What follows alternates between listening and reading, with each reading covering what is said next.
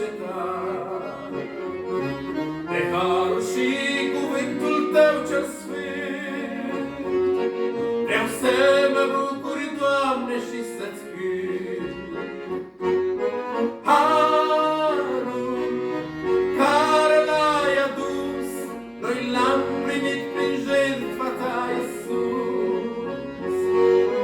Harul care ni l-ai dat, noi l-am primit și nu l-am meritat.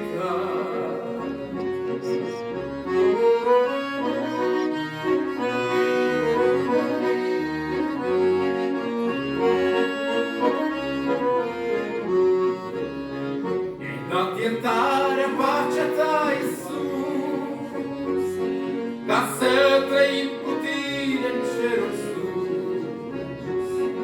Și aici jos pe acest pământ străin, călăuziți de Duhul tău să fim. Harul care l-ai adus, noi l-am primit prin jertfa ta, Iisus. Harul care ni l-ai dat, noi l-am primit și nu l-am meritat.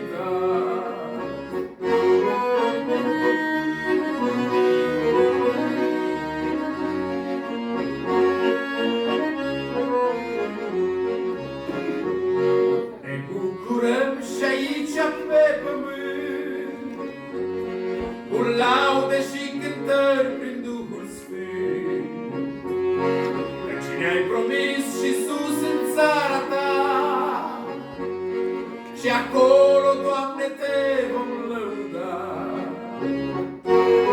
Harul care l-ai adus, noi l-am primit prin jertfa ta, Iisus. Harul care ni l-ai dat, noi l-am primit și nu l-am meritat.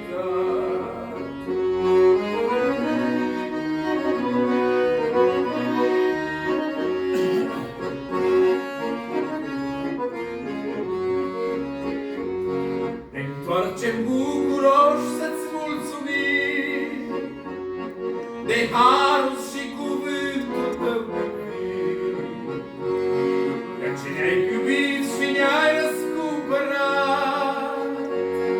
din lumea aceasta plină de păcat. Harul care l-ai adus, noi l-am primit prin jertfa ta, Iisus.